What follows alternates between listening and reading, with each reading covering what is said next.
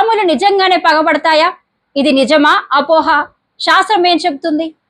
పామును కొడితే అది పగ పట్టి వెతికి వచ్చి కాటేస్తుంది. జత పాము ప్రతీకారం తీర్చుకుంటుంది. పాముకు మనిషి ముఖం గుర్తుంటుంది. ఇలాంటి మాటలు మనం చిన్నప్పటి నుంచి వింటూనే ఉన్నాం. కానీ ఇందులో నిజమెంత? పాములు నిజంగానే పగబడతాయా? శాస్త్రవేత్తలు ఏం చెప్తున్నారు? భారతదేశంలో పాముల గురించి అనేక అపోహలున్నాయి. వాటిలో ముఖ్యమైనది పాములు పగబడతాయి అనే నమ్మకం. ఒక పామును చంపితే దాని జత పాము వచ్చి ప్రతీకారం తీర్చుకుంటుందని చాలా మంది భావిస్తారు. అయితే శాస్త్రవేత్తల ప్రకారం దీనికి ఎలాంటి శాస్త్రీయ ఆధారాలు లేవు. పాముల మెదడు నిర్మాణం చాలా సరళంగా ఉంటుంది. మనుషుల్లా కోపం, ద్వేషం, ప్రతీకారం వంటి సంక్లిష్ట భావోద్వేగాలను గుర్తుంచుకొని ప్రవర్తించే సామర్థ్యం వాటికి ఉందని నిపుణులు చెబుతున్నారు. అంటే ఒక వ్యక్తిని గుర్తు పెట్టుకొని రోజుల తర్వాత వెతికి వెళ్లి కాటేయడం వంటి ఘటనలు శాస్త్రీయంగా సాధ్యం కాదని వివరిస్తున్నారు. అయితే పాము ఎందుకు కాటేస్తుంది?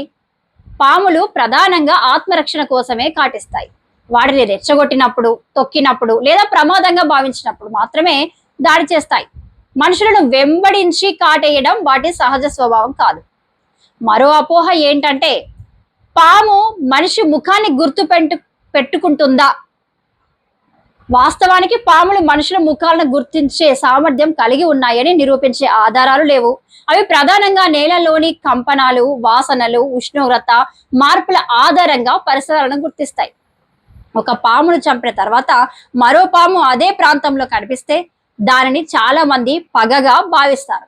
కానీ నిపుణుల అభిప్రాయం ప్రకారం అది యాదృచ్ఛికం కావచ్చు, లేదా ఆ ప్రాంతం పాముల సహజ నివాసం కావచ్చు. ముఖ్యంగా సంభోగ కాలంలో లేదా ఆహారం కోసం ఒకే ప్రాంతంలో మరిన్ని పాములు కనిపించే అవకాశం ఉంటుంది. పాములు ప్రతీకారం తీర్చుకోవు. అవి అడవి జీవులు మాత్రమే. కనిపిస్తే వాటిని చంపకుండా సురక్షితంగా దూరంగా ఉండి వెంటనే స్నేక్ రెస్క్యూ బృందానికి సమాచారం ఇవ్వడం ఉత్తమం. కాబట్టి పాములు పగబడతాయి అనే నమ్మకానికి శాస్త్రీయ ఆధారాలు లేవు. భయంతో కాకుండా అవగాహనతో వ్యవహరించడం అవసరం. పాము కనిపిస్తే దానిని చంపేందుకు ప్రయత్నించకుండా అటవీ శాఖ లేదా స్థానిక స్నేక్ రెస్క్యూ వాలంటీర్ల సహాయం తీసుకోవడం అందరి భద్రతకు మంచిది.